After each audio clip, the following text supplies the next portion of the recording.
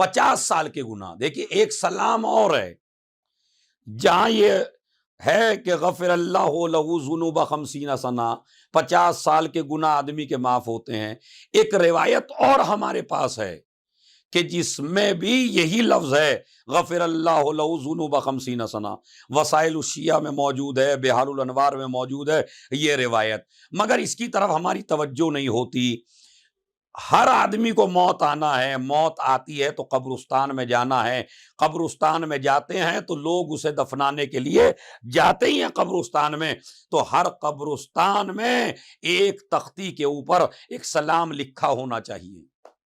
یہ جہاں بھی اپنے اپنے قبرستان کی طرف رجوع فرمائیں آپ کہ ایسا ہے یا نہیں ہے. اپنے قبرستان میں جب بھی آپ جائیے تو دروازے کے اوپر ایک سلام لکھ لیے.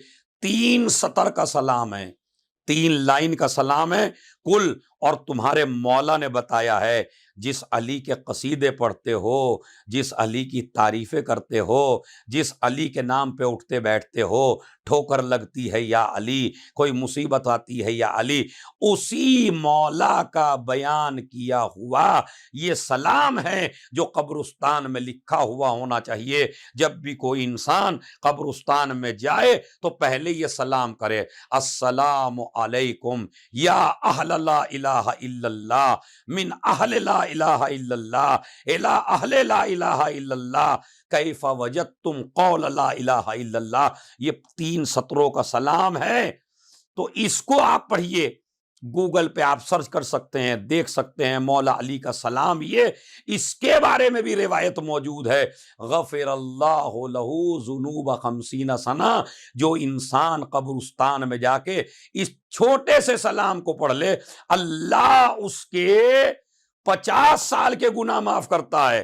بلکہ روایت یہاں تک ہے کہ اگر تمہاری عمر 50 سال کی نہ ہو یا تمہارے گناہ 50 سال کے نہ ہو تو اللہ تمہارے ماں باپ کے گناہوں کو معاف کرتا ہے. اور اگر ماں باپ کے بھی گناہ نہ ہو تو تمہارے پڑوسیوں کے، تمہارے رشتہ داروں کے گناہ معاف کرتا ہے. ایک صلوات بھیجیں محمد اور آل محمد پر.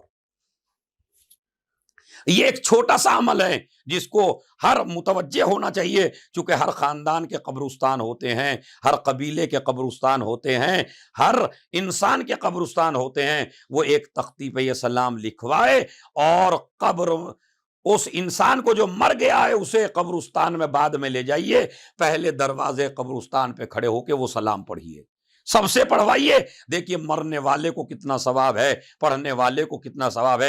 اور سلام شاید اس لیے کروایا جا رہا ہے تاکہ آپ یہ احساس کریں کہ جو قبرستان میں لیٹے ہوئے ہیں وہ مردے نہیں ہیں. توجہ چاہتا ہوں، وہ مردے نہیں ہیں. سلام مردوں کو نہیں کیا جاتا، سلام زندوں کو کیا جاتا ہے تاکہ آپ کے مائنڈ میں یہ بات آ جائے جو قبر میں سو رہے ہیں وہ مردہ نہیں ہیں. ارے مردوں کو سلام کروا کے یہی تو بتایا جن کے چاہنے والے مرنے کے بعد نہ مریں تو ان کے آقا مرنے کے بعد کیسے مر سکتے ہیں. ایک صلوات بھیج دیں محمد اور آل محمد.